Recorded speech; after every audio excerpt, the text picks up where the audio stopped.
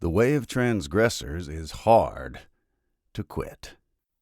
You're listening to The Cultured Bumpkin, a literature podcast with Jake Phillips, where we present audiobook quality readings of the classics for your enjoyment.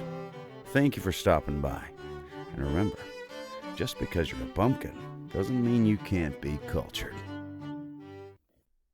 Hello and welcome to The Cultured Bumpkin. On this episode, I'm going to read from selected poems of William Butler Yeats. We're just going to do The Cap and Bells. Now, W.B. Yeats is a little, he's a little sad. He's a little modern, more so than I personally sort of enjoy. I'm more of a Victorian guy, a romantic fellow, I suppose. But, I think it's good to always be exploring different authors, different genres, see what you like, see what you don't like. And that's totally fine. I don't think anyone should ever tell you, like, oh, you don't like Emily Dickinson? Well, you're a bad person. I think you like who you want.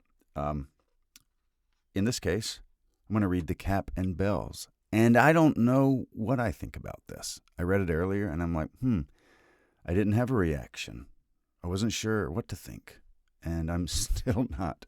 But I'm going to read it to you, and maybe you'll have a reaction. It goes like this: The Cap and Bells by W.B. Yeats, written in 1894. The jester walked in the garden. The garden had fallen still. He bade his soul rise upward and stand on her window-sill. It rose in a straight blue garment when owls began to call. It had grown wise-tongued by thinking of a quiet and light footfall. But the young queen would not listen. She rose in her pale nightgown. She drew in the heavy casement and pushed the latches down. He bade his heart go to her when the owls called out no more. In a red and quivering garment, it sang to her through the door. It had grown sweet-tongued by dreaming of a flutter and flower-like hair, but she took up her fan from the table and waved it off on the air. I have cap and bells, he pondered. I will send them to her and die. And when the morning whitened, he left them where she went by. She laid them upon her bosom, under a cloud of her hair, and her red lips sang them a love song till stars grew out of the air. She opened her door and her window, and the heart and the soul came through. To her right hand came the red one, to her left hand came the blue. They set up a noise like crickets, a chattering wise and sweet, and her hair was a folded flower, and the quiet of love in her feet. The Cap and Bells. There you go. What do you think?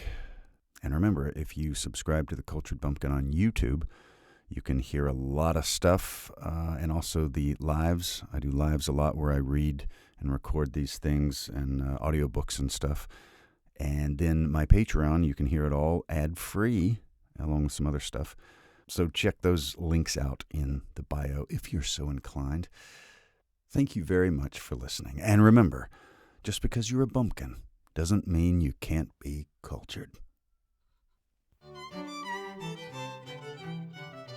You've been listening to The Cultured Bumpkin, a literature podcast with Jake Phillips. Thank you very much for listening. I really do appreciate it. If you enjoyed this, would you mind going and subscribing and leaving a nice review on whatever podcast platform you heard this on? I would really appreciate it. Thank you very much for listening, and we'll see you next time.